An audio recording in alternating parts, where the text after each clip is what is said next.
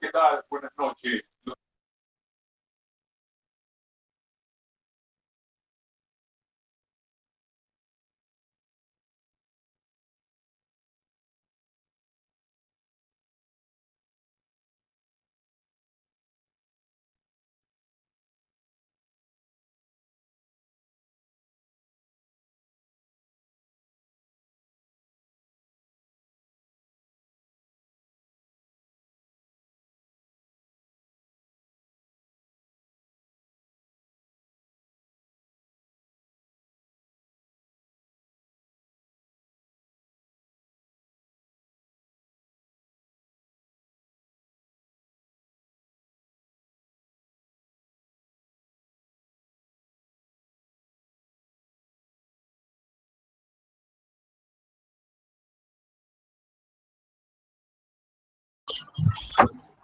Hola Nicolás, hola Charlie, hola Cristina, Alejandro, Agustina, Antonio, ¿cómo andan?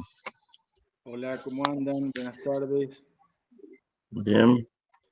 Esperamos un poquito que se haga la hora. Aquí a la expectativa. Hola, A Alejandro. la súper expectativa, pero no nos va a defraudar la expectativa. Tenemos confianza en nuestro nuevo miembro. Bueno, esperemos no aburrirlos, por lo menos. Lo dudo mucho, lo dudo mucho.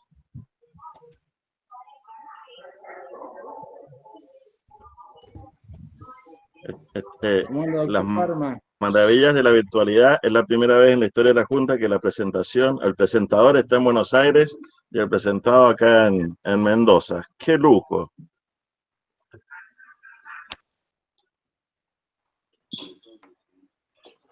Hola, buenas tardes. Hola Marcela, ¿cómo estás? ¿Qué tal? ¿Cómo andan todos? Muy bien, por suerte. Me alegro. Hola Roberto. Hola Susana, ¿cómo estás? Hola Raúl, hola Cristina, ¿cómo andan? Acá los que estoy viendo. Hola. Hola. Hola. Hola Marcela, también te veo acá. Sí. De los que me dejan ver. Acá diluviando, estamos con una gran lluvia hoy todo el día, que ha venido muy bien, porque estaba muy seco todo. Aquí por mis pagos se está empezando a lloviznar. Por suerte también. Bueno. Sí.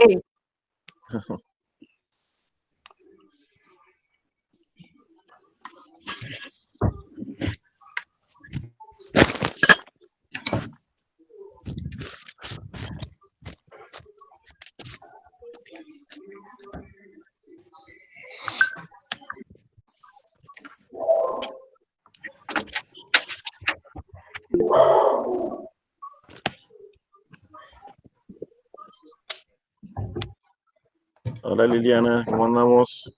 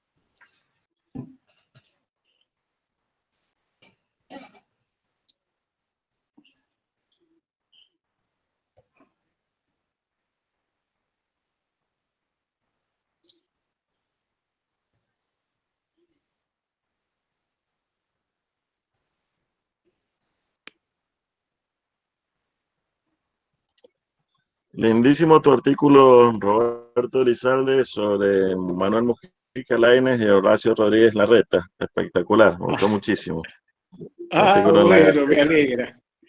Y ahora muy va a lindo. ser uno más adelante sobre quién, estoy escribiendo, sobre a quién le debe Horacio Rodríguez Larreta ser jefe de gobierno de la ciudad de Buenos Aires. Se lo debe a un héroe. Entonces todo el mundo va a pensar que se trata de Durán Barba o de estos politólogos que andan por ahí, que te asesoran, que tenés que vestirte en camiseta para que, e ir a los actos mal vestido para que llegara la gente, o todo ese tipo de cosas. Y entonces yo digo que, no sé si él lo sabe, pero debiera honrar la vida, porque el señor, él le debe la vida a que su tatarabuela, Carmen Barcó del Pont, estaba embarazada e iba en el vapor América. Y Luis Viale, sin saberlo, le cedió su salvavidas y ella así salvó su vida. Y nació su bisabuela, que se casa con Rodríguez Larreta, Carmen Marcó del Pont, que no haber sido por ese gesto heroico de respetar la vida a tal extremo y ofrecer la suya a Viale, él no habría podido llegar a ser jefe de gobierno nunca porque no habría existido directamente en este mundo. Eso yo lo he leído, era cruzando Buenos Aires a Uruguay, a Montevideo. Buenos Aires, Uruguay, había dos barcos, exacto, y además los barcos estos competían entre ellos, sabía quién iba más rápido. Yo cuando era chico viajé 1 o 2 veces y por eso me entero que es el nombre de vapor de la carrera, porque en realidad iban corriendo carrera ellos a ver cuál llegaba primero y demás. Incluso se dice que el otro vapor que iba adelante lo vio a la América y pasó de largo y bueno, y terminó siendo un desastre, ¿no? Y que demoró mucho en volver, hubo una cantidad de muertos y episodios bochornosos, ¿no? Pero lo de Luis Viale fue un acto muy importante. Heroico. Heroico realmente. Pues muy bien. Vamos a esperar un ratito más por si se quiere unir a alguien más y le damos comienzo. Muy buena concurrencia la de Nicolás. La de Nicolás, sí. Tiene rating, tiene convocatoria. Es la lluvia en realidad. No le eché la culpa al tiempo. Y a Nicolás lo veo elegantemente vestido con corbata. Ayer, le voy a contar que es la primera vez que yo me he visto tan formalmente para estar de entre casa, digamos. Me resulta muy extraño. Yo hace 6 meses que no sé lo que es hacerme un nudo de corbata. Creo que desde los 5 o 6 años nunca pasé tanto tiempo así. Y además me vine por un mes al campo y no tengo ropa. Y ayer fue muy gracioso porque hay un Zoom para los socios y para los amigos que hace el Jockey y hablaba Miguel Ángel de Marco, que es conocido de todos ustedes seguramente, y Julio Pertiné. Entonces, cuando yo digo, miren, voy a participar, lo que pasa es que para entrar al Jockey hay que ir de corbata, no sé, cosa que todos se pongan una corbata y abajo estén en pijama, y yo no tengo ni una corbata acá en el campo. Entonces me dice, no, en tu caso hay muchos, entonces solo se pone la imagen del que presentaba, que era Patricio Crusellas, y de los 2 oradores que estaban correctamente vestidos, el resto podía estar como quería, y se respetan, así dicen las normas del club. Me pareció muy graciosa la salida. Totalmente. Pero muy bien.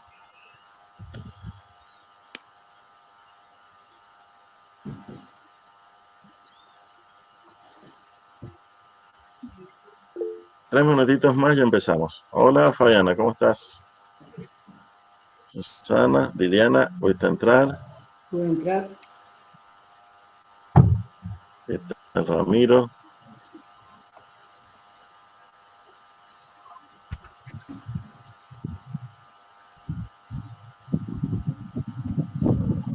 Por lo menos en estas esperas uno alcanza a apreciar los excelentes cuadros del Nicolás, al fondo, la biblioteca del Alejandro.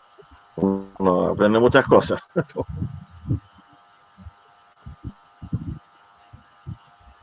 En realidad es una foto de libro. Sí. Algunos lo hacen. Cuidado con los Zoom después de lo que vimos ayer por televisión. Pórtense bien, por favor, pórtense bien.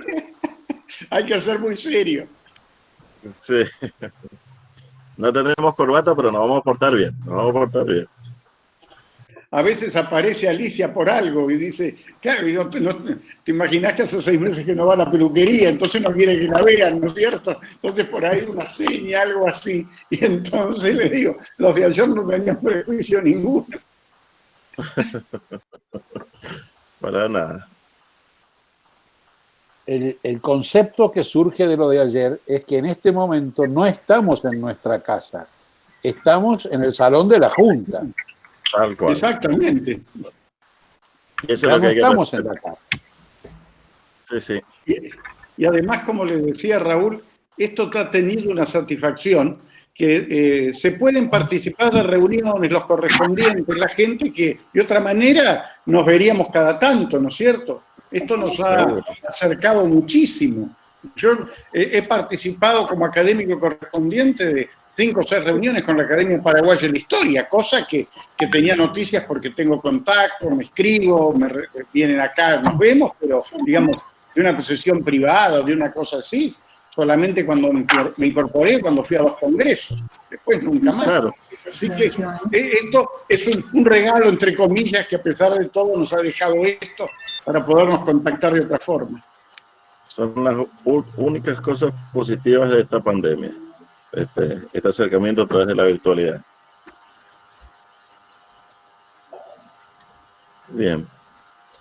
Bueno, ya hemos tenido como 5 minutos de tolerancia, así que me parece más que prudente para ir empezando, para respetar a los puntuales, que es lo importante. Y como bien decía el doctor Pérez Walde, como si estuviéramos en el salón de la Junta, así que vamos a respetar la formalidad de la Junta. Así que muy buenas tardes.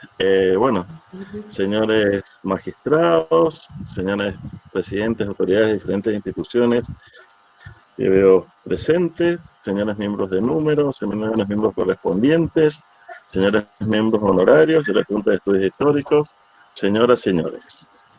La Junta de Estudios Históricos de Mendoza celebra hoy la incorporación de un nuevo miembro de número, el doctor Nicolás Sosa Bacarelli.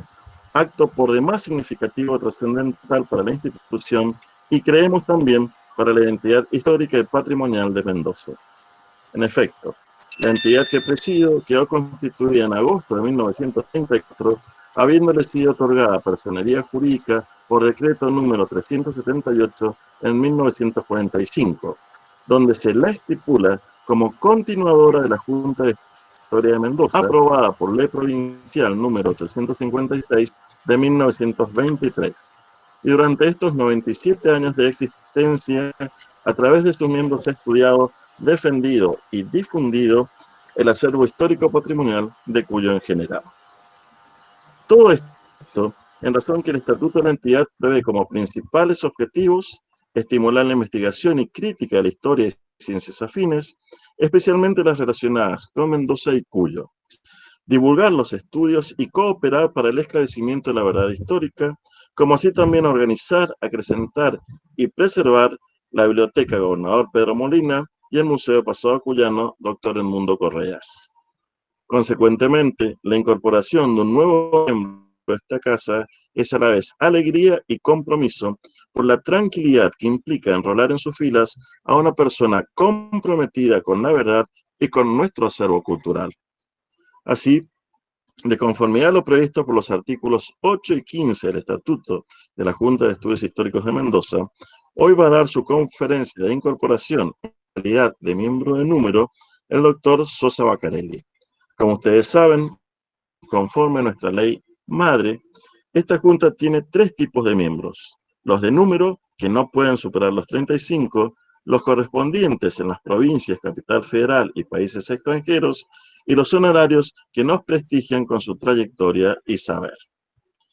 Ahora, para ser miembro de número se requiere ser argentino por nacimiento o adopción, haber acreditado a juicio de la Junta dedicación y versación en los estudios históricos o disciplinas afines y estar domiciliado en la provincia al momento de su designación, todo lo cual lo cumple Nicolás Sosa Bacarelli, para cuyo nombramiento se siguió todo el procedimiento previsto en el artículo 7º del Estatuto.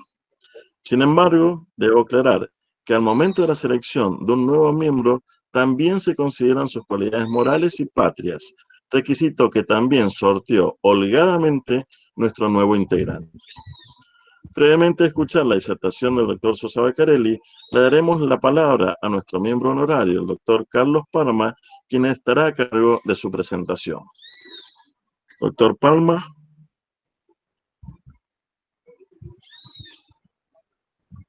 Estamos, a ver.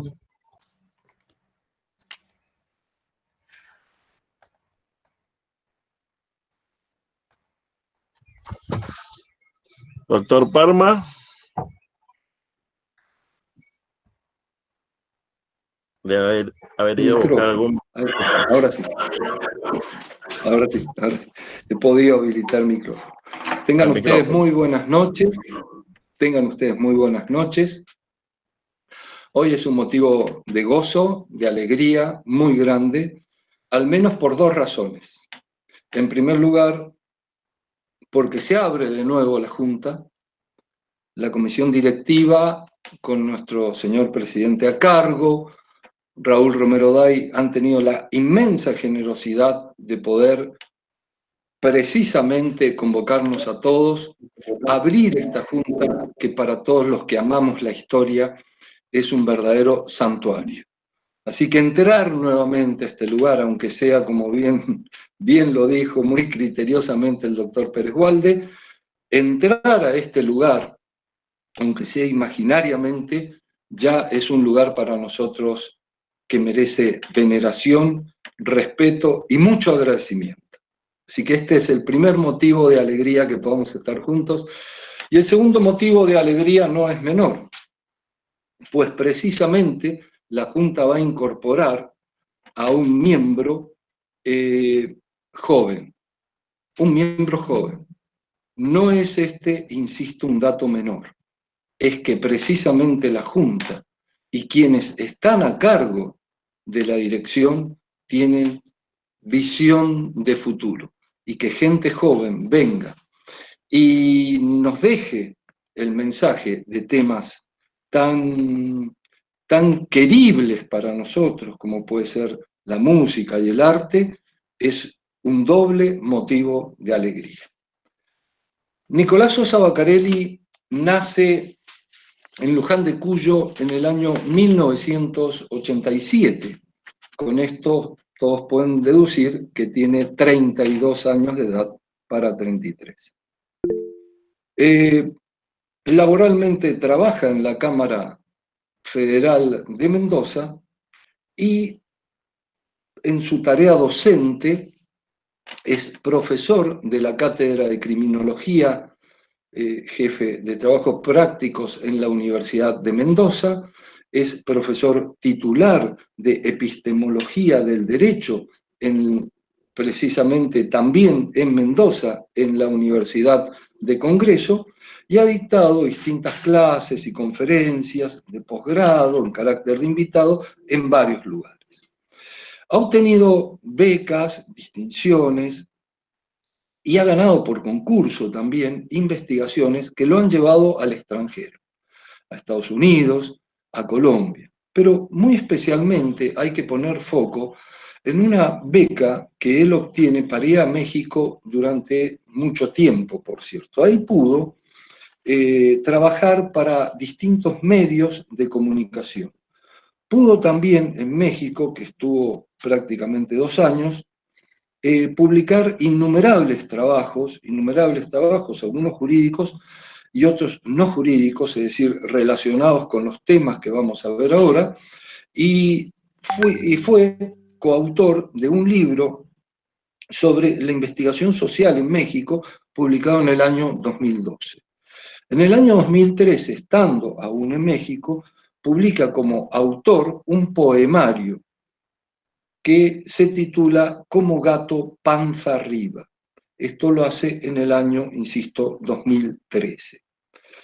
Ha ejercido el periodismo, muy especialmente el periodismo con un matiz cultural, y tiene más de 170 publicaciones hechas en materia de investigación, en materia de crónicas, en materia de cuentos, en materia de poemas, en materia de historia y en materia de música y algo que voy a tocar al final, de biografías.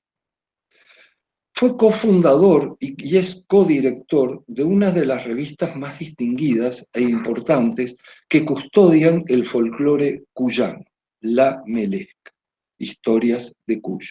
Esta revista, de alguna manera, refresca las tradiciones cuyanas. Ha recibido de parte del Consejo Deliberante de Luján una distinción en el año 2009 y algo importante para destacar es que es miembro de la Academia Nacional de Tango. Este dato es para mí muy importante decirlo esta noche porque está aquí su presidenta y está aquí tal vez una de las personas más admiradas en materia de conocimiento de tango, como es precisamente Ángel Bloise, un grandísimo presentador y que de alguna manera me pone algunos límites porque estando él, yo mismo digo, tiene que presentarlo Ángel Bloise. Decía para ir rápido y escuchar a nuestro conferencista que se ha dedicado a la temática de las biografías, no de una manera receptiva o de una manera para transcribir. Lo ha hecho en forma crítica y en trabajo de investigación. Es muy recordado y ha sido muy visitado en los diarios donde se ha publicado y en las redes, al menos dos trabajos suyos muy importantes. Uno sobre Agustín Lara y otro sobre Enrique Santos Discépolo. Como pueden ver ustedes, esto que está incursionando nuevamente Nicolás Sosa Bacarelli no es algo nuevo, no hay rayo en tiempo sereno. Nicolás Sosa Bacarelli conoce la profundidad de la investigación y conoce muchas almas humanas que la ha podido observar a través de muchas lecturas. En el año 1938, una persona muy querida por nosotros y muy citada en la Junta, como fue Juan Draghi Lucero, publicó el Cancionero Popular Cuyano.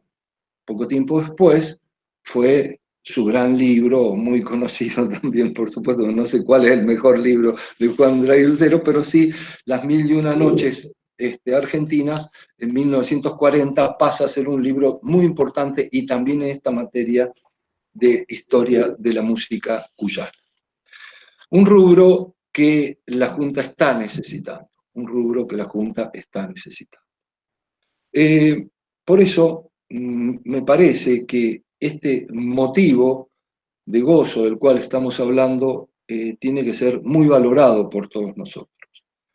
Hay algo que no he mencionado y que sí me parece importante decirlo. Nicolás Sosa Bacarelli tiene estilo. Es una persona, diría, completamente distinta. Un joven que, si se acepta, puede ser definido desde un tercero observador objetivo como un joven distinto, diferente. El uso del lenguaje que tiene, el conocimiento de las palabras, el profundo análisis gramatical que suele hacer de sintaxis, me lleva a decir, sin lugar a dudas, sin temor, que Sosa Bacarelli está llamado para ir en ancas de Pegaso al Olimpo de grandes escritores mendocinos. No crean que esto es una hipérbole, lo que estoy utilizando. Es precisamente porque conozco a Nicolás Sosa Bacarelli desde que tenía 17 años. En ese tiempo fue a mi casa, donde estaba mi padre, muchos lo pueden o no recordar como un gran profesor de historia, yo al menos así lo recuerdo a mi padre, y se hizo amigo y acompañó a mi padre hasta su último hálito de vida. Es decir, fue un gran amigo de mi padre. Nicolás Sosa Bacarelli hoy nos abre la puerta hacia una persona que también supe conocer, muchos lo recordarán, en el Ministerio de Trabajo de la Nación, cuando estaba enfrente de la calle de la Alameda. Esa persona tan sencilla que era Félix Dardo Palorma. Y como de alguna manera cuando un autor trae o cuando un conferencista trae a la escena y las puertas de la Junta están abiertas, uno siente la sensación de que Félix Dardo Palorma está entre nosotros. Y si Félix Dardo Palorma estuviera aquí, doctor Sosa Bacarelli, le diría, póngale por las hileras. Estoy seguro que lo suyo va a ser ejemplar. Muchas gracias. Muchísimas gracias, Carlos. Lindísima la presentación. Como era de esperar, vos también sos un poeta, y eso lo has demostrado en numerosas oportunidades. Y súper original la presentación. Muy bien, entonces le damos la palabra al doctor Sosa Bacarelli para que va a referirse a Félix Dardo Palorma. Bueno, muy buenas tardes. ¿Me escuchan bien todos? Es un poco difícil comenzar después de tamaña presentación. Yo estoy muy contento de estar acá con ustedes y me siento profundamente honrado con este nombramiento. Le agradezco muchísimo al doctor Parma, él lo sabe, su amistad, sus enseñanzas, sus valores, y ahora le agradezco estas generosísimas palabras que las siento fruto de una amistad y de un cariño absolutamente recíproco del que disfruto yo hace muchísimos años. Muchas gracias, doctor Parma. Me ha hecho emocionar. Yo que soy por ahí de lágrima fácil. Quiero agradecer a las autoridades, miembros de número, miembros honorarios de esta distinguida junta, especialmente a su presidente, doctor Raúl Romero Dey, por esta designación que me llena de orgullo y de pudor. Y yo digo pudor porque desde los años 30, como explicaba Raúl, ha desfilado por esta junta muchos hombres y mujeres de diferente procedencia intelectual, con distintas cosmovisiones políticas, sociales, muchos de ellos de gran valía intelectual y humana. Veo acá, en este encuentro virtual, que me habría encantado que fuese real, por lo que dejaremos el brindis cuyano correspondiente para cuando se pueda, veo acá conectados muchos miembros que han sido profesores y profesoras mías, y de los cuales yo he aprendido mucho. Yo les agradezco mucho que estén acá conmigo, y tomo esta designación como una oportunidad que me da la vida de seguir aprendiendo de ellos, y seguir aprendiendo o empezar a aprender de aquellos miembros que he comenzado a conocer. Quiero agradecer a mi familia, especialmente, por el cariño, por el apoyo, por la paciencia, ¿no? A los amigos que me están acompañando. Y agradecer a los maestros, no de la academia, sino los maestros de la vida, músicos, poetas, periodistas, cultores de la cuyanía, que con un café mediante o detrás de alrededor de un vaso de vino, me han enseñado y me enseñan lo más importante, que es cultivar la tierra, esta tierra, este Cuyo infinito, este Cuyo profundo. Yo me sentaba acá y acá tengo la acuarela del Nolo Tejón. El Nolo hablaba del compromiso por la chipica. Es algo que a mí me llega realmente. Siempre recuerdo esa línea de Malraux: la tradición no se hereda, sino que se conquista. Y eso es lo que buscamos hacer con humildad, conquistar la tradición con profundo respeto y amorosamente. Y hablando de sabios maestros, yo quisiera mencionar especialmente uno de ellos, que creo lo vi recién conectarse por aquí, de quien estoy Profundamente agradecido, me refiero a mi querido amigo, el maestro Aníbal Cuadros, por tanta música, por tantas horas de conversación, por tantas enseñanzas. Responsable, Aníbal, en buena medida de que yo esté metido, digamos, en estos maravillosos problemas. Gracias, Aníbal, por todo lo que me enseñás. Con Aníbal y Gregorio Torchetta fundamos hace 5 años atrás esta revista archivo de la cual hablaba el doctor Parma, La Melesca, que me ha dado la oportunidad de compartir con ellos muchos momentos inolvidables. Elegí hablar hoy acerca de un hombre fundamental en la cultura de Cuyo. Me refiero a don Félix Dardo Palorma. ¿Por qué? Cualquiera que haya transitado un poco las peñas, las sobremesas, las farras cuyanas, las sanas farras cuyanas, sabe que pocas figuras suscitan mayor consenso, mayor devoción entre músicos especialmente, que don Félix. Es sin duda un ícono de la cultura de Cuyo. Pero paradójicamente, yo veía que se conoce muy poco sobre su vida y sobre su obra. Palorma es un territorio casi desconocido. Sus composiciones más difundidas representan una porción ínfima al lado de su obra, y los estudios que se han detenido en él son escasísimos. En 2017 nos sentamos con Aníbal a rastrear su obra a propósito de una invitación que nos hicieron los profesores Leopoldo Martí y Octavio Sánchez, que están conectados, para dictar un seminario en la Facultad de Arte, y logramos organizar un catálogo de 134 composiciones, contando letras y música. A esto se suman 3 libros de poesía, y además pudimos hacernos de un pequeño archivo sobre la vida y la obra del creador paceño, que incluyó entrevistas a familiares, imágenes, algunas las vamos a ver esta tarde, recortes periodísticos, documentos personales que nos confió su hijo Dardo, a quien le agradezco por esa confianza.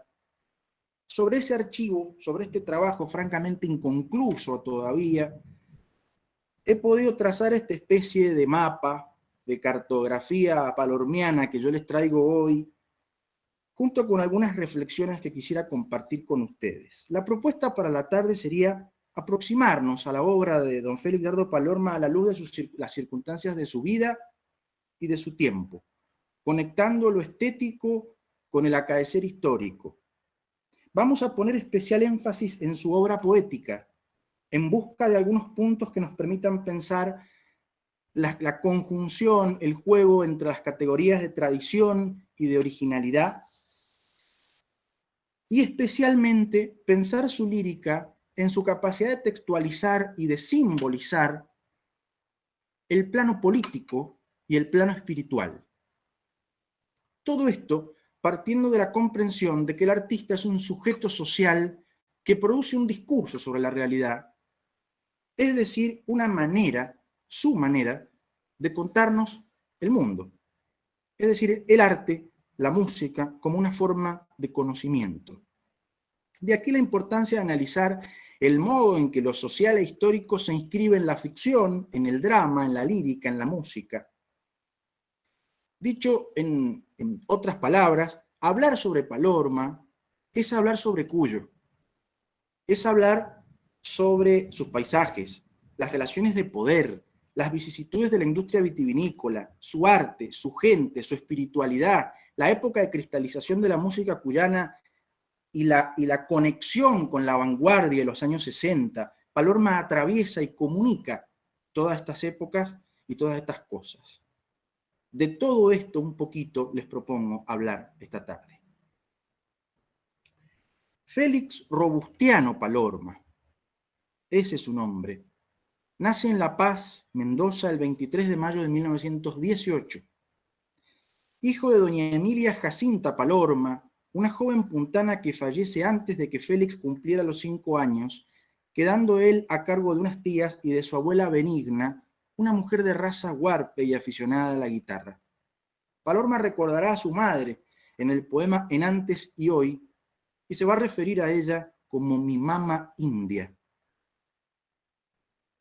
siempre valorará su sangre huarpe. En mis versos, dijo una vez, están todas mis raíces indígenas y mi música tiene que ver con esas raíces. Mi origen tiene contornos aborígenes muy pronunciados. Nosotros, los Palorma, éramos una parcialidad étnica indígena de La Paz. Soy nativo de estos pagos, más que mestizo soy indio, dice en Vamos Andando. Va a hablar de América India en la bandera de los gauchos, una de sus milongas. Y va a escribir, por ejemplo, yo que llevo tu sangre, alzo mi voz y acento, que es alarido nuevo, semejante a aquel tuyo, de los remotos tiempos. Pero por si no lo supieron, que lo sepan ahora, que el indio fue heroico, el indio hermano nuestro, el gigante de otrora, el señor de este suelo, en el poema indio de su libro Ecos de Cencerro, 1948. La verdad, recién el doctor Parma hablaba del cancionero popular cuyano de don Juan Draghi Lucero. Cuesta encontrar en la tradición cuyana antes de Palorma esta mirada sobre la sangre huarpe. En los cancioneros populares, por ejemplo, se encuentran versos, muy pocos versos, que se refieren al tema, pero desde otro lugar. Un lugar donde un sujeto se afirma sobre una tradición hispánica, colonial, en una suerte de configuración de un otro, del cual el cantor, el poeta, el emisor del mensaje busca diferenciarse. Vean ustedes, por ejemplo, esta tonada recopilada por don Juan Draghi, cantada en el sur de Mendoza y dictada por doña Laura López en 1933, según cuenta Draghi en su cancionero. Cuando bajaron los indios, bajaron por San Rafael. Lindito les decía, el que gane es para él. Ay, comadre, compadre, los indios. Cuando vas a tierra adentro, yo te encargo un indiecito, que no sea un indio grande, yo quiero un indio chiquito. Ay, comadre, compadre, los indios. Con Palorma, en cambio, comienza a exhibirse en la lírica popular cuyana un particular modo de reconocimiento en el pasado prehispánico, algo que vamos a ver muy fuertemente años más tarde, hacia los 60. A mediados de los años 30, Palorma se establece en Mendoza.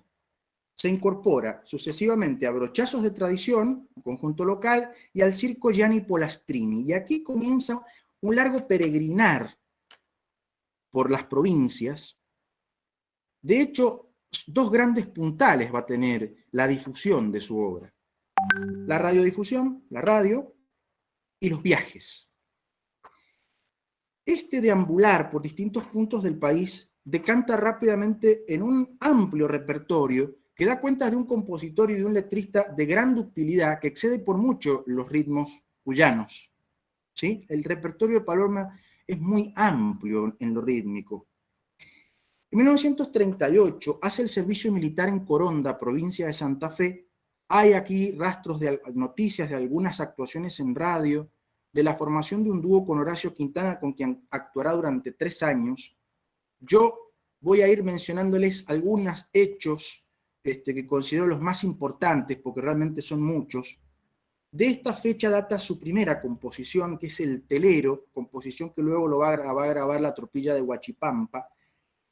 Y en esta primera época, Palorma firma sus composiciones con el seudónimo de Meropal, o sea, su apellido al revés. Su carrera experimenta un salto importante cuando viaja a Buenos Aires. ¿Qué está sucediendo en Buenos Aires? ¿Qué está sucediendo en la década del 30, especialmente en Buenos Aires? Bueno, desde la primera década del siglo XX se evidencia un progresivo interés de los públicos porteños por las músicas provincianas, ¿no? Se difunden los trabajos de recopilación folclórica del norte argentino, despliegan su actividad en Buenos Aires algunos músicos cuyanos, como por ejemplo Alfredo Pelaya, Saúl Salinas, de estrecha relación con el primer repertorio de Gardel, más concretamente el dúo Gardel-Razzano. Pero es en la década del 20 cuando suceden dos cosas importantes. Por un lado, comienza una etapa de profesionalización de los músicos cuyanos, ¿sí? Y por otro, desde Buenos Aires se respiran aires muy favorables al desembarco de la música de las provincias de la ciudad. Bueno, comienza un movimiento demográfico que ustedes conocen bien, que desemboca años más tarde en el gran éxodo provinciano a la capital, a las zonas industriales, y con ello comienza a surgir un nuevo público que recibe de muy buen grado la música folclórica. En el plano de las ideas, hay círculos intelectuales de peso en la ciudad, encarnados principalmente por figuras tales como Leopoldo Lugones o Ricardo Rojas, que propician una mirada positiva de todo esto en una especie de proyecto de resignificación de la identidad nacional. No es casual que en 1936 comienza a historiar, a ensayarse resignificaciones y proyectos de historia de tanto la música popular cuyana como el tango. En 1936 se da a conocer la historia del tango de los Bates, y en 1936 se conoce también el cancionero popular de Ismael Moreno. 2 años más tarde, los cancioneros populares de Dray Lucero y de Alberto Rodríguez. Emergentes, digamos, de todo este clima estético e ideológico de historización de la tradición y con ello, por supuesto, de la identidad.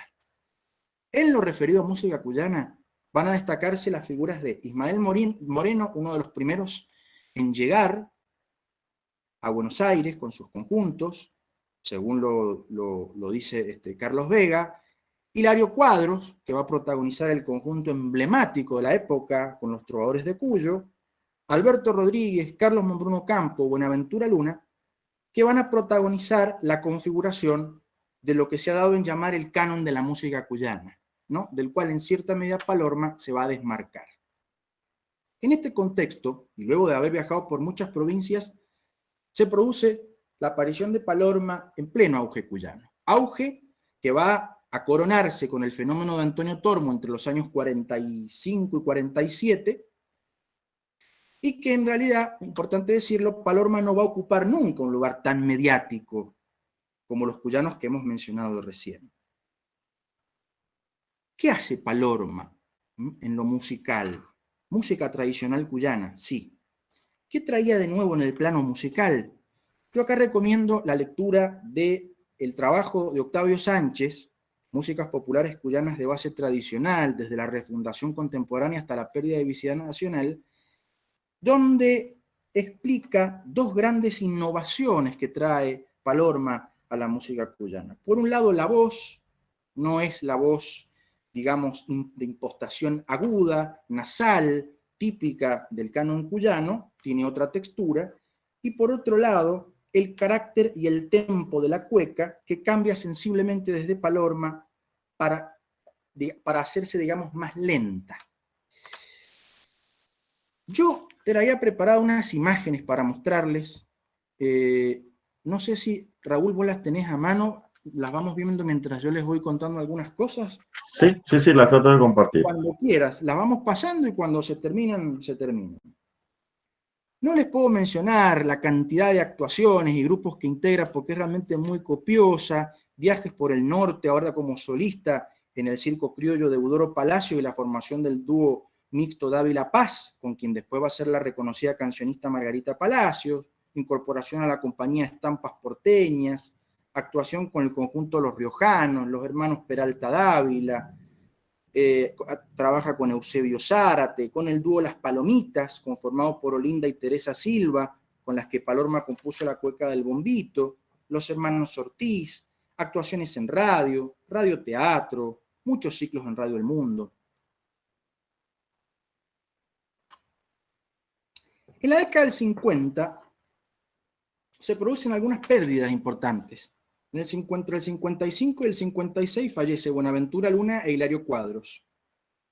Con el gobierno de facto del 55, Antonio Tormo entra casi en un ostracismo, y en el 58 Monbruno Campo se radica en Mendoza y finalmente fallece en el 62.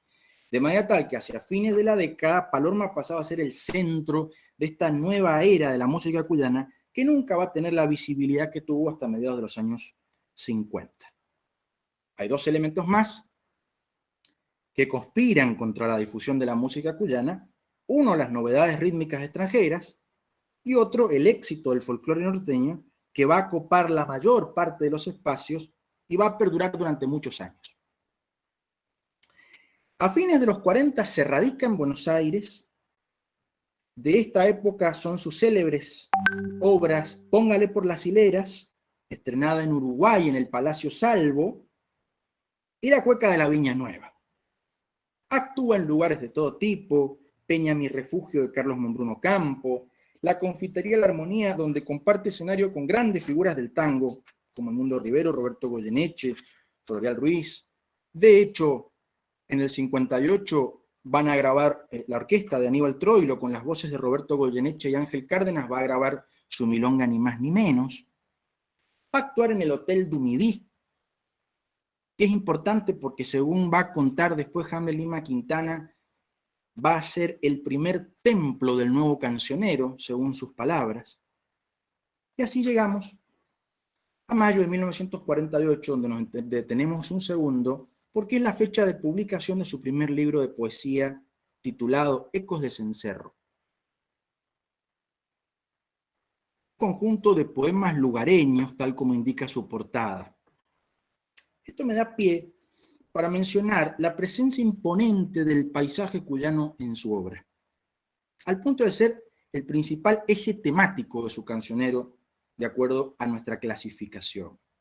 La viña, las costumbres, los modos de sentir la vida del cuyano, especialmente del campesino, expresado en un lenguaje que alterna lo culto con lo coloquial, modismos de la región y vocablos en lenguas originarias.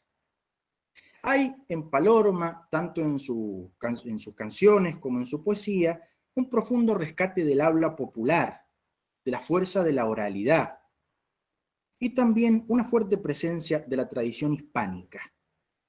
El segundo eje temático en la obra de Palorma es el tema amatorio, ¿no? Tema más que común en la tradición cuyana, desde la poesía anónima recopilada hasta nuestros días. Y aquí podemos apreciar pronunciados giros en su modo de poetizar. Escribe, por ejemplo, en cada atado de caña rosada que estrechan mis brazos procurando atar, me parece sentir que abrazara tu propia cintura, mi palomitay. Pero también escribe esto: tu repulsa es herido sin olvido, es mi amor que he callado sin quererlo. Si hay dicha en amar correspondido, es tributo de amor el padecerlo. Y por amarte así es que padeciera esta mudez montuna y lagrimosa, que besan y mal verán mis ojeras, como un nocturno de rocíos y de rosas. En 1952 protagoniza una película norteamericana que se llamó Way of the Gaucho, una producción de la 20th Century Fox para Hollywood. Es la historia, una versión libre, digamos, del poema épico Martín Fierro. Yo tuve la posibilidad de tener el contrato en mis manos, porque curiosamente el nombre de Palorma no figura en los créditos, y de hecho por eso siempre en Cuyo se dice que trabajó en la película, que no trabajó. El contrato echa un poco de luz sobre este tema y menciona ciertas composiciones que Palorma llevó adelante para esta producción: La Huella Huella, Canción del Borracho, La Varguista, Gaucho Amigo y De Norte a Sur. Este último tema quizá sea una obra que luego ha sido desdoblada en dos malambos titulados Norte y Sur. Incursión de Palorma en el cine, componiendo música y asesorando a los artistas. El otro tema importante en su obra ha sido el tema épico. Yo mencioné recién a La Varguista, un tema que junto allá en el cuartel, Cielito Cuyano, Cuartel de los Granaderos, Fortín Milico y La Bandera de los Gauchos, va a integrar una serie de composiciones de tema épico que también ha sido un tópico muy frecuentado en la canción popular de Cuyo. La gesta libertadora del general San Martín, el coraje y la astucia del libertador, el espíritu aguerrido de los cuyanos que protagonizaron el cruce, y un fuerte mensaje de resistencia a la colonia española. Cielo, cielito que sí, de los cuyanos de ley, son huestes de San Martín por un gobierno sin rey. Va a escribir en Cielito Cuyano: darnos el gobierno por nuestras propias leyes y no andar dependiendo de Fernando y de Reyes. De los años 60 vamos a rescatar su casamiento con Italia Duccio, de cuya unión nacerá su hijo, Dardo Antonio. Continúan sus actuaciones y en 1961 publica su segundo libro de poesía, Pulso de Raíz. Estas imágenes que estamos viendo, verán, son algunas fotografías, retratos, algunas fotos de recortes de diarios que forman parte de todo este trabajo de investigación. Se trata, este segundo libro, de una serie de poemas de temáticas similares a las de su primer libro, pero con notorios cambios en el lenguaje y una marcada atenuación de giros dialectales muy pronunciados en su primera publicación. Ahora, si me permiten, me gustaría anotar un tema muy especial, que es la cuestión social y la cuestión política, que yo algo les había adelantado que integraba esta propuesta de la tarde. La problemática social está ligeramente presente en la lírica popular cuyana del siglo XIX. Por ejemplo, en versos anónimos de corte humorístico, fíjense ustedes, cuando un pobre anda queriendo y un rico se le atraviesa, sale el pobre para afuera rascándose la cabeza. O bien, cuando un pobre está tomando con un rico en compañía, la del pobre es borrachera, la del rico es alegría. No es un tópico que caracterice los repertorios de los llamados cristalizadores del folclore cuyano. Con Palorma, la cuestión gira hacia otro lado. Un giro que, a mi modesto modo de ver, va a tener una desembocadura concreta, que va a ser el nuevo cancionero cuyano. Yo veo gente conectada como el profesor Bosquet, el profesor Martí, el maestro Aníbal Cuadro, gente que sabe muchísimo de esto y algún día me gustaría que pudiéramos conversarlo entre todos porque creo que acá hay mucha tela para cortar. En 1961, Palorma actúa por última vez en Radio El Mundo y según él va a contar años más tarde interrumpen la función porque está cantando la samba del Uturungo. La palabra Uturungo remite a la leyenda norteña del hombre puma, en quechua runa Uturunco, y con esa palabra se autodenominaron los protagonistas de la primera experiencia guerrillera rural del siglo XX en la Argentina, nacida en Santiago del Estero y desplegada luego en la selva tucumana en 1959. Si bien esta samba ha sido registrada en Sadaic el 30 de diciembre del 66, año en el cual el conflicto del movimiento Uturungo ya había concluido, Palorma acepta la relación entre su obra y la experiencia en la selva, dando a entender que la compuso varios años antes de su registración. Esto lo dice en una entrevista que le da al diario Mendoza, que se publica en noviembre de 1985, donde expresa que esta samba, que dicho sea de paso fue escrita en español y en quechua, le había traído problemas por la temática, los cuales habían motivado su regreso a Mendoza. Dice que respeta mucho a aquellos artistas que sostienen una bandera política, pero no es su caso, y que prefiere mantener sus convicciones políticas en la intimidad por temor a ofender a quienes no piensan como él. Una entrevista que le hizo Andrés Gabrieli. Recién en 1986, la periodista Cecilia Villetti lo entrevista para una revista cuyo título era Mano a Mano. Es una de las pocas veces que Palorma habla sobre temas políticamente sensibles, digamos, juzga la guerra de Malvinas como un error imperdonable y hace un balance del gobierno de facto del 76 al 83, calificándolo de aterrador. No hay en la obra del creador paceño ninguna adhesión explícita a ningún partido político, eso es cierto. Pero lo que sí hay, y es lo que quisiera resaltar hoy, es una actitud política, en sentido amplio, que es algo bien diferente. En la línea de sus letras épicas, sobre la gesta sanmartiniana, la independencia, la libertad, la dignidad de los pueblos, Palorma ha sido uno de los primeros poetas y cantores de Cuyo en resignificar y recrear esa tradición y convertirla a veces en un canto a los sectores más postergados de la sociedad cuyana: el campesinado, las mujeres y el indio. Estos temas van a encontrar como todos ustedes saben, un desarrollo muy amplio y genial en las propuestas estéticas del nuevo cancionero, especialmente en la poesía de Armando Tejada Gómez. Pero resulta interesante observar que estos cuestionamientos al orden social ya están en el canto cuyano, en Palorma.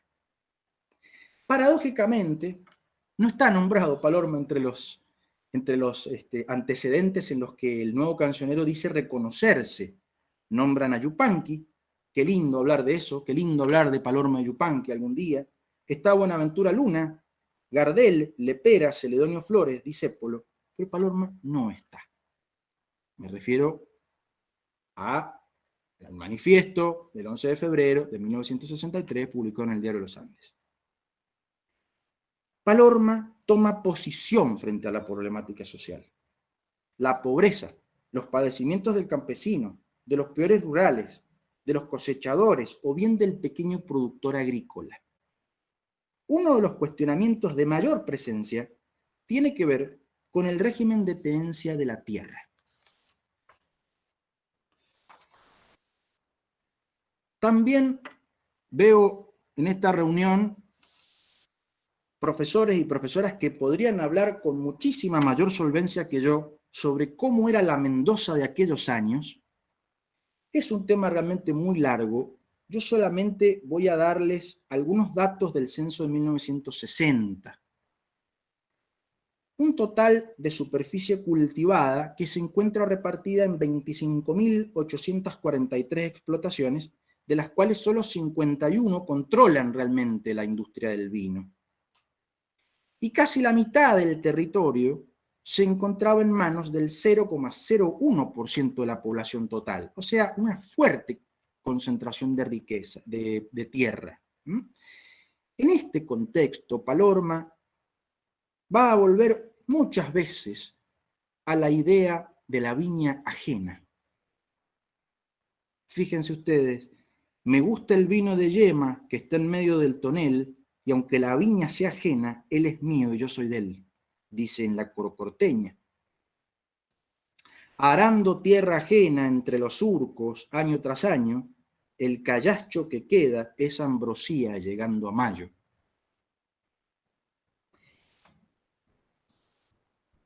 El panorama del trabajo en la viña, hombres, mujeres, niños, las condiciones de trabajo, tanto de contratistas como de obreros rurales, eran realmente alarmantes.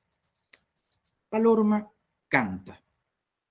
Caminitos de cepa, palos y alambres, donde el hombre se aprieta la faja de hambre, la faja de hambre. Y también, por ejemplo, doblao en los surcos me ha pillado el sol, doblao trabajando pa'l chango y pa' vos. Todas las mañanas al campo me voy, tocando la caja de mi corazón. Tum tum mañanita del trabajador, tum tum en la caja de mi corazón.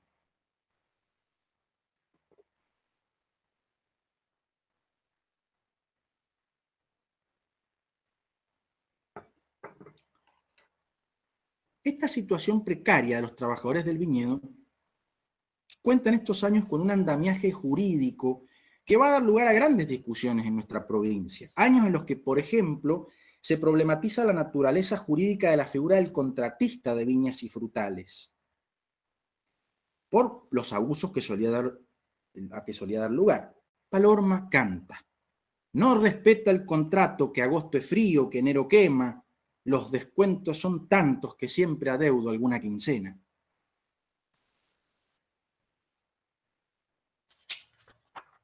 En síntesis, en la obra del paceño hay fuertes marcas que permiten vislumbrar una interpelación a cierto tipo de orden social y político. Y cierro este tema con esta estrofa que condensa una idea ostensiblemente disruptiva en el plano político, creo yo, como muy pocos otros versos de la música popular cuyana. Véngase a Cuyo, compadre, que es tierra de miel purita. Como he resuelto quedarme, ya tengo unas hileritas. De Dios y tierra no hay dueño, aunque el hombre ponga empeño. En 1989, Ediciones Culturales de Mendoza edita su tercer y último libro de poesía, titulado lo que no ha sido vive solo en Dios, con un prólogo de Juan Draghi Lucero e ilustraciones de Luis Iseri.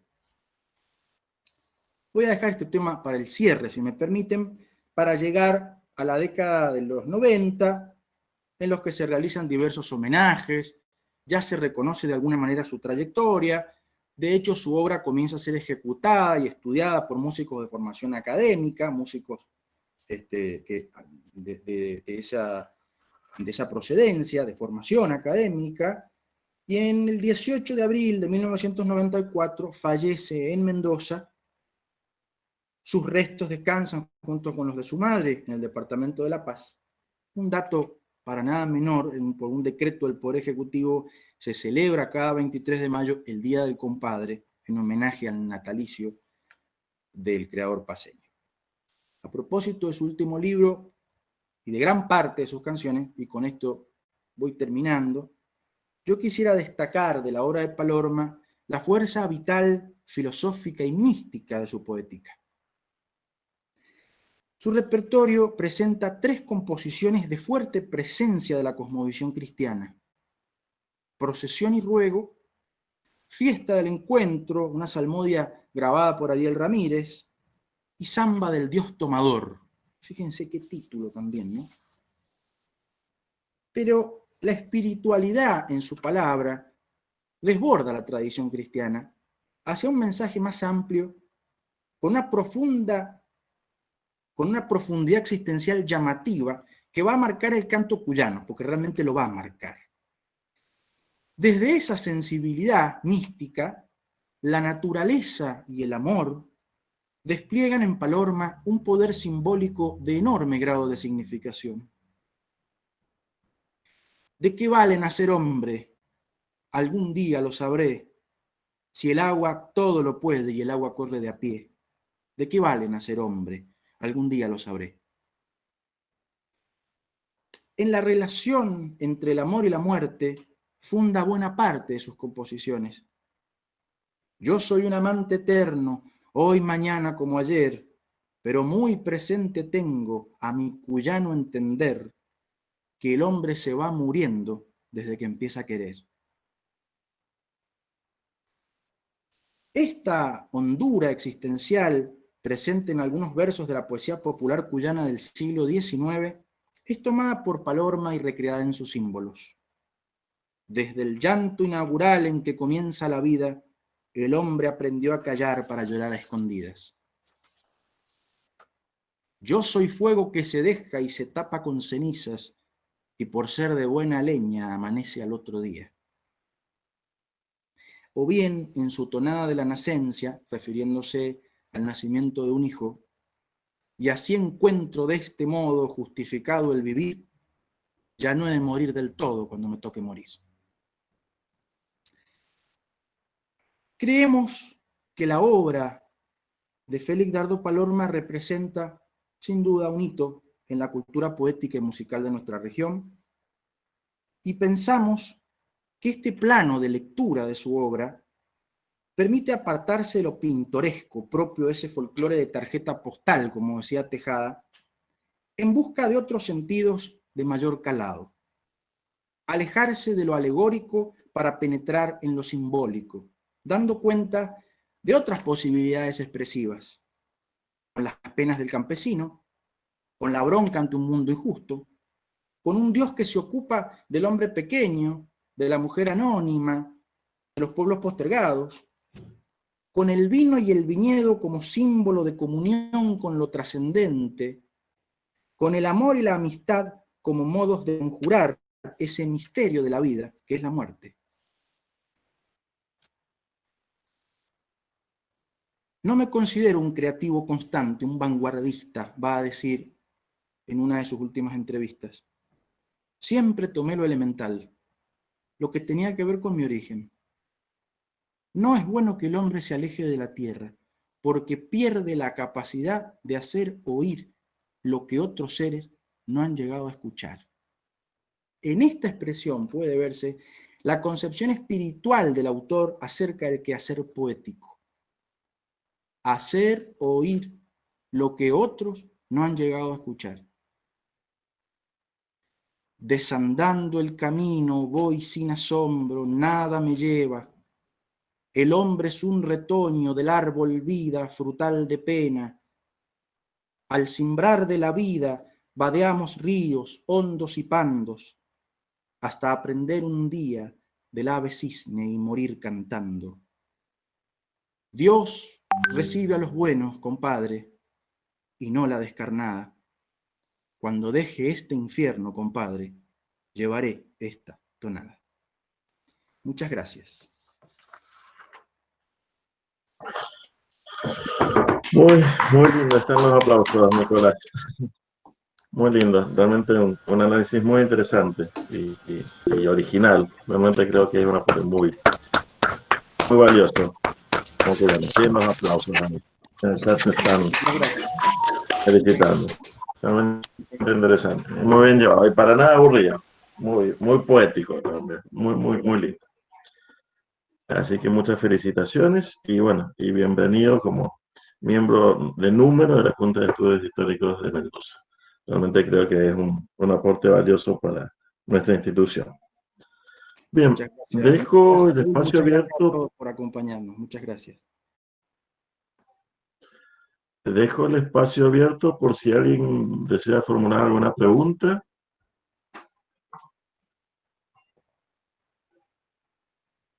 Lee el chat, Nicolás, porque están todas las felicitaciones ahí, que son muchas y entusiastas. Ahí estoy leyendo. Roberto. Sí, lo quiero felicitar realmente a Nicolás porque honestamente no lo conocía al personaje y he quedado encantado. Pero además hay algo que se ha dejado ahí. Desgraciadamente, el único que podría confirmarlo sería él, y ya no está con nosotros. Pero hay un tema que me surge a mí de esos versos que se refieren a Fernando VII y demás, ¿no? No tengo duda, por lo que has dicho, que este señor había recorrido el norte y conocía muy bien las características de la gente y del folclore y de la tradición. Y quizás hasta algunas de estas cosas las haya recopilado de viejos cantares olvidados y perdidos y los haya tomado. Y lo traigo a colación porque siempre recuerdo que Olga Fernández Latour de Botas dijo que allá por el 1400 en España, en 4 versos, ¿no es cierto? Decía alguien algo así como que estaba perseguido por los moros, ¿no? Decía: arre caballo moro, sácame del pantanal que me viene persiguiendo la tropa del general. Y en 1916 esas 4 líneas se repetían así en La Rioja: arre caballo bayo, sácame del arenal que me viene persiguiendo el Partido Radical. O sea, es una cosa curiosísima y que forma parte de esa tradición que creo que probablemente este hombre ha abrevado en esto, y por ahí debe haber a lo mejor en esos versos algunas cosas que eran sabiduría popular y como buen trovador las tomaba, las hacía suyas, que al fin y al cabo no es una forma de plagio, sino de que eso no se muera, ¿no? Porque si no, se pierde. Así que sería un tema, digo yo, una línea. No está el principal testigo que podría decir de eso, pero quizás alguna vez se encuentre algún pequeño hilo como para poder tener un artículo haciéndolo un artífice de ese rescate tradicional. Muy gracias y felicitaciones. Gracias, Roberto. Bueno, se fue Roberto, pero es muy interesante el aporte de Roberto porque es muy común encontrar, y eso es el misterio, ¿no? Lo enigmático que tiene la tradición y la poesía popular de cada región. Es muy común encontrar influencias profundas en temas, digamos, con autor conocido de la década del 20, 30, 40, en esa poesía popular recopilada del siglo XIX. No estoy hablando de plagios, estoy hablando de influencia, estoy hablando de tradición y estoy hablando de influencias, ¿no? Y sobre la influencia, si me permiten una pequeña anécdota que siempre me acuerdo cuando hablo de influencias en el arte, que me la contó Horacio Ferrer. Me contaba Horacio Ferrer que cuando él publica su romancero Canyengue, le dicen que tenía mucho de González Tuñón. Entonces Horacio dice, yo fui a la casa de González Tuñón y le golpeé la puerta. Y salió González Tuñón comiendo tallarines, dice, me atendió rápido. Maestro, mire, vengo a traerle un volumen de mi libro y hay gente que ve influencias suyas en mi poesía y eso a mí me honra si es así. Dice que González Tuñón lo único que le dijo fue, mire, joven, en el arte no hay influencias, son fatalidades de la afinidad. Y yo creo que pasa mucho eso también. ¿Mm?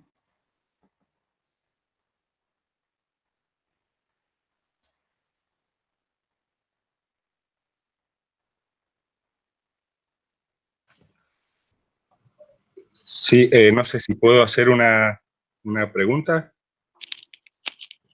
Profesor Busquet. Sí, Diego, por favor. Sí, bueno, en primer lugar quería felicitarte y agradecerte porque la verdad que es muy interesante el tema y la exposición también fue muy entretenida. Y con respecto al tema, digo, quería meterme un poquito en la discusión esta sobre las influencias y los textos. Decir que en realidad dentro de la cultura tradicional, folclórica, el concepto de plagio es algo como bastante nuevo. Antes no se tomaba así, de hecho hay lugares, bueno, yo estuve trabajando, algunos lo saben, mucho tiempo en Malargüe, con una tradición folclórica en la cual ni siquiera existe el concepto de autoría. Entonces, al no estar el concepto de autoría tampoco va a haber plagio, o sea, más que verlo como algo negativo, en algunos casos hasta se toma como un hecho positivo el utilizar todo este material que es parte digamos, que es propiedad, por decirlo de alguna forma, de la cultura del pueblo. Gracias, Diego, muchas gracias. Sabemos todo tu trabajo de investigación sobre esto y sí, muy interesante, muy interesante. Realmente interesante. ¿Alguna otra pregunta? Nos ha dejado anonadados, Nicolás. Eso es lo que pasa. Estamos todavía... O aturdido, No. Bueno. Estamos todavía deleitándonos con tu exposición y la poesía y el análisis y como que lo estamos madurando. Así que posiblemente después surjan más preguntas. ¿Me permiten hacer una acotación? Sí, seguro. Gabriela, sí. Adelante. Bueno, buenas noches, buenas tardes a todos. Un gusto, Nicolás, escucharte como hola, siempre. Felicitaciones. Realmente escucharte me trajo numerosos autores, poetas, representantes de Mendoza, empezando por Alfredo Bufano con sus descripciones maravillosas de esta tierra, por Américo Calí también, también hablar del mismo Benito Marianetti, ¿no? En sus descripciones, porque no solo fueron escritos políticos, y de Armando Tejada Gómez, que coinciden en esa reivindicación del origen huarpe o del origen indio, ¿sí? No indio en forma peyorativa, sino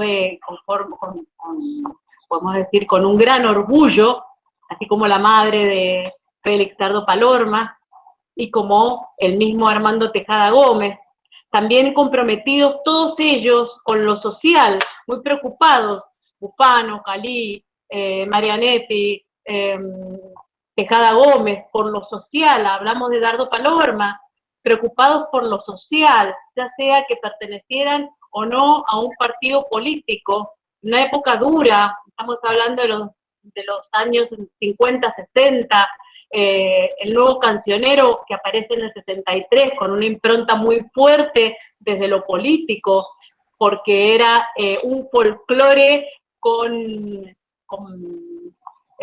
para pensar, un folclore con fundamento, como lo llaman.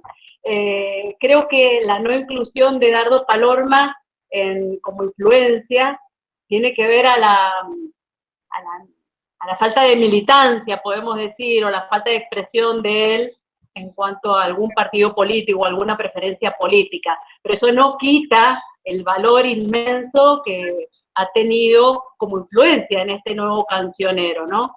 Entonces, como que han confluido en él, para cerrar esto, cada vez que hablabas, se me venían a la mente los versos, como dije, de Bufano, los versos de Calí, los versos, también los escritos de Benito Marianetti, e inclusive, especialmente, Armando Tejada Gómez con Hay un niño en la calle, ¿sí?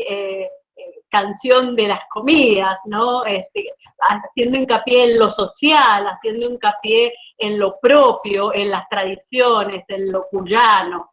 Entonces, bueno, esto quería hacer una pequeña acotación porque Félix Dardo Palorma de alguna manera ha recibido toda esta influencia, como si estuviera aquí con nosotros, pero también la ha transmitido posteriormente, y eso lo hace más grande aún, pero más grande es que hoy lo hayas traído y lo podamos compartir, porque de él se conoce poco. Muchas gracias. Gracias, Gabriela, muy, muy interesante. Gracias por tu aporte. Muy bien. ¿Ninguna otra pregunta o aporte? Estamos tímidos. Bueno, Nicolás. No, yo solo... Sí.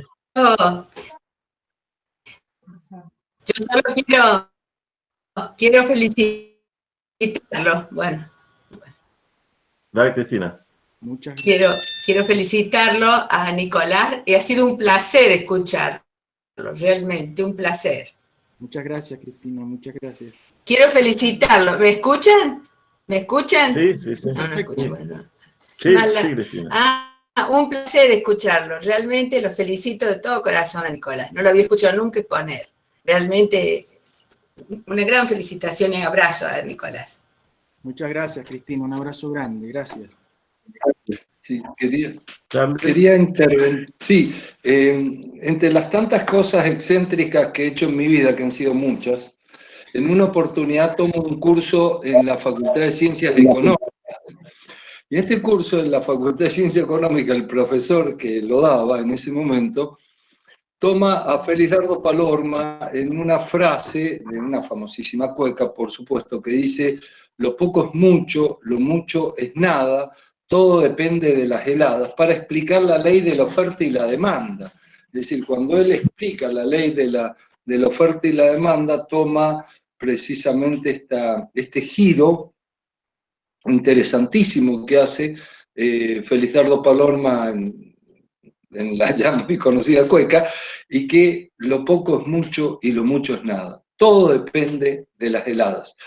Interesante análisis que alguna vez lo he conversado personalmente con Nicolás. Así es, Doc. Muy bien. Bueno, yo agrego algo. Un orgullo, sí, un orgullo haber sido profesor de Nicolás. Al contrario. En nada que ver de esto que ha hablado, ¿no? Pero qué linda charla, y cuánto me has hecho pensar, pero eso es para una devolución directa nomás, porque sería muy largo y implomaría a todo el mundo. Pero tengo varias preguntas, porque has dejado planteos para reflexionar muy fuertes. Muchas gracias, felicitaciones, realmente extraordinario. Alejandro, muchas gracias, un abrazo grande. Nicolás, permiso, ¿puedo hablar? Sí. Gonzalo, por supuesto. ¿Cómo va? Quería felicitarte personalmente. Sabes que sos un amigo, para los que no me conocen, es un gran amigo de la facultad, un amigo de la vida. Me ha hecho conocer mucho de la música de acá, y compartimos el amor por la música de los dos. Y quería hacerte una pregunta referida a este tema, porque se me despertó una cuestión que me parece bastante interesante, que pasa en la escena actual también, del músico mendocino que aún al día de hoy se ve mucho en la lírica y en la poesía musical, este amor por la tierra. No creo que sea si bien es algo que viene, me llama mucho la atención, de los músicos, aun cuando la escena actual pase hablando por ahí algunas cuestiones de la posverdad actual, hay en el musicales, en distintos géneros musicales y en grupos musicales que al día de hoy, que están vigentes, que a la juventud le gusta, se tratan temas de la política y de la problemática actual y temas que tienen que ver con el trabajo de la vida, con el trabajador obrero, con el arraigo a esta tierra, con las virtudes que puede llegar a tener nuestra provincia, con el amor hacia la tierra, ¿no? Quería saber si esto lo habías advertido o lo tenías como un tema así, algo interesante para ver, ¿no es cierto? Como que es una tradición que se sigue manteniendo a lo largo de los años, a pesar de que pasan los cantores, sigue en la prosa no solamente el folclore, sino también del rock nacional, de este verdadero rock, y yo creo que hasta el rock debería ser incluido como un género sui generis en la actualidad, que tiene notas típicas, aún hasta el provincial. Entonces, bueno, esto también lo quería traer porque es un fenómeno cultural que por ahí desentona con un ideario, un inconsciente colectivo que hay a la hora de componer música en la actualidad, y Mendoza siempre rescatando este bagaje cultural que viene a través del tiempo, ¿no? De hecho, yo comparto lo que decís. De hecho, lo que siempre me ha llamado la atención es la admiración que yo he visto en gente muy joven por figuras como, por ejemplo, Palorma. O sea, y eso es la tradición, ¿no? De tradere, de lo que viene dado. Yo creo que es algo a lo cual uno indefectiblemente pertenece, ¿sí? Si bien la tradición, yo empecé esto diciendo la tradición se conquista, pero al mismo tiempo uno se encuentra inscripto en eso. Yo creo que lo que uno hace al conquistarla es darse cuenta de dónde está, en qué tradición está inscripto, en qué tradición está inmerso, cuáles son las formas simbólicas que se vienen desplegando en la oralidad, en la casa de los abuelos, de los padres, cuáles son los ritmos que nos mueven inconscientemente el cuerpo, que nos traen recuerdos de la infancia, que realmente nos emocionan, nos tocan adentro. Y la verdad que esto me parece algo tan profundo que excede por mucho el ritmo, la moda pasajera, la forma, digamos, estética en la cual puede venir presentado. Es algo muy profundo, así que sí, me parece que son cuestiones que atraviesan todos los lenguajes artísticos sin distinciones. Lo podemos encontrar en diferentes expresiones artísticas. Y hay que estar atento y hay que estar sensible. Eso es nada más, estar sensible, me parece.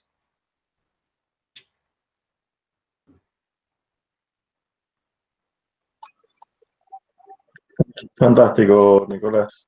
Re clara tu exposición. ¿Ninguna otra consulta? No, yo solamente...